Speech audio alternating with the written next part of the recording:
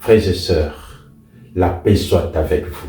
Nous célébrons le 19e dimanche du temps ordinaire année A. Les lectures de ce jour, la première comme l'Évangile, nous parle de l'image paisible et douce de Dieu. Mais revenons à la première lecture. On y voit comment Dieu se manifeste au prophète Élie. Un mot rapide aussi sur le prophète Élie. C'est un personnage étonnant, un homme de foi. Le prophète Élie exerce son ministère dans le royaume du Nord, auprès du roi Akab, au milieu du 9e siècle avant Jésus. Le roi Akab est un roi impie, avec comme épouse Jézabel, une païenne, d'ailleurs qui était fille d'un roi de Sidon, qui était en même temps prêtre de Dieu de Baal. Akab s'adonnait au culte idolâtre et ne pouvait pas supporter les reproches du prophète Élie. Et la reine Jézabel s'employait à pourchasser Élie. Voilà, c'est dans ces circonstances que le prophète Élie va fuir les royaumes du Nord pour aller vers les royaumes du Sud. Je dirais, il est presque sur les traces de Moïse par une longue marche, comme nous dit le premier livre des rois.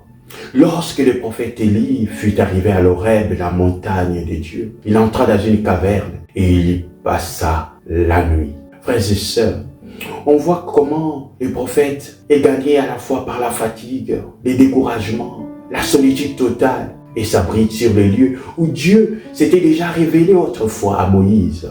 Et toi, mon frère, toi, ma sœur, quand tu es découragé, abattu, éprouvé, écroulé, où trouves-tu ton refuge? À chacun de répondre. Frères et sœurs, voilà, Dieu pour réconforter son serviteur abattu, lui dit, sors et tiens-toi sur la montagne devant le Seigneur, car il va passer.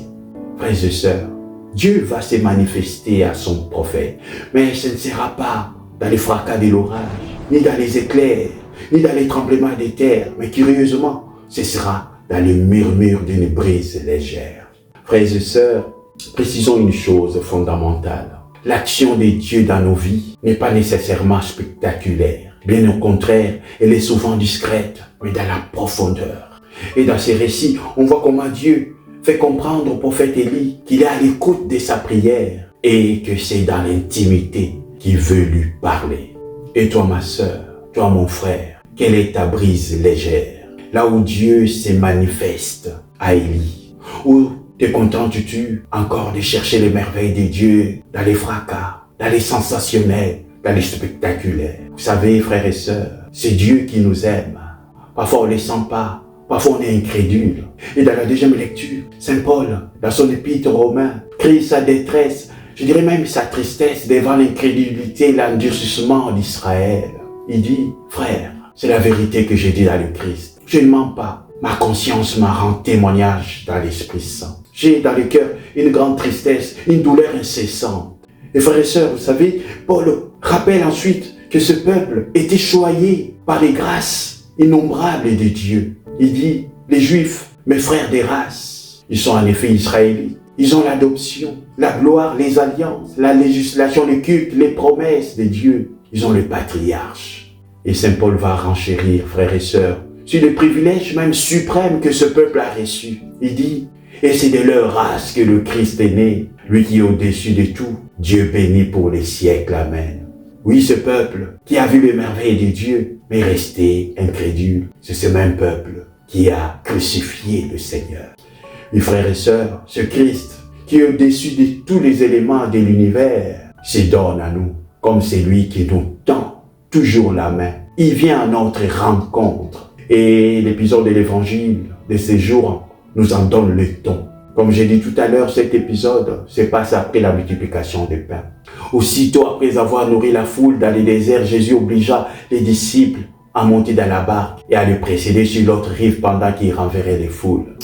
Oui, frères et sœurs, Jésus dit à ses disciples d'aller de l'autre côté. Et lui, il se charge de renvoyer la foule. Mais après cela, Jésus se retire pour prier à l'écart dans la montagne, en un lieu désert. Jésus nous rappelle comment, devant les grands moments de la vie de Jésus, il est toujours en lien avec son Père, dans une relation profonde par la prière, même avant de prendre des décisions importantes. On le voit juste après son baptême, lors des tentations dans le désert, avant les choix de ses disciples, pendant la transfiguration. Oui, dans la prière profonde, se mettre à l'écart. Et les disciples qui qui sont partis vers l'autre rive sont affrontés à une grosse épreuve.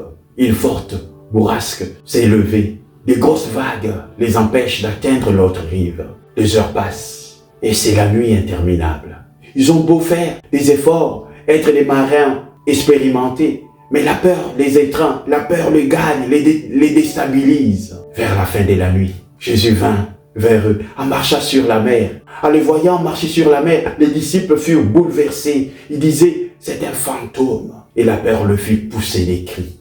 Oui, frères et sœurs, on peut se poser, nous aussi, ces questions. Quelles sont les vagues qui nous empêchent d'atteindre l'autre rive? Est-ce notre vie professionnelle, familiale, notre relation amoureuse, nos projets de vie, nos soucis, nos épreuves, nos engagements? Quelles sont nos vagues qui nous empêchent d'aller sur l'autre rive? Frères et sœurs, voilà au cri d'affolement de ses apôtres. Jésus répond, confiance, c'est moi, n'ayez pas peur. Frères et sœurs, alors Pierre lui dit, Seigneur, si c'est bien toi, ordonne-moi de venir vers toi sur l'eau. Jésus lui dit, viens. Pierre descendit de la barque et marcha sur les eaux pour aller vers Jésus. Mais voyant qu'il y avait du vent, il eut peur.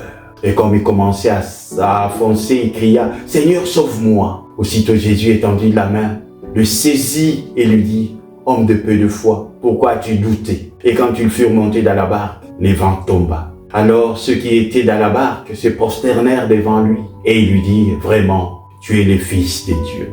Frères et sœurs, la barque des disciples, c'est aussi la barque de nos vies. Et à travers cette épreuve des disciples, nous pouvons reconnaître l'expérience de tout croyant devant les épreuves. Nous pouvons nous sentir proches de Pierre, nous reconnaître dans ses doutes, dans ses incertitudes, dans ses peurs. Frères et sœurs, ne cherchons pas à nous sauver seuls. Ne cherchons pas seuls nos solutions. Quand nous coulons, mettons le Seigneur dans les coups, en criant comme Pierre, Seigneur, sauve-moi. Et prenons la main que Dieu nous tend pour nous sortir de nos peurs, de nos doutes, de nos épreuves, de nos pleurs. Frères et sœurs, laissons retentir dans nos oreilles, en ces dimanches, et tout au long de cette semaine qui commence, ces mots de Jésus. Confiance, c'est moi, n'ayez pas peur. Mes frères et sœurs, ce sont les mots que Jésus nous murmure quand il rejoint notre barque. Prenons la main que Dieu nous tend, lui qui nous fait grâce, lui qui nous bénit, au nom du Père et du Fils et du Saint-Esprit. Amen.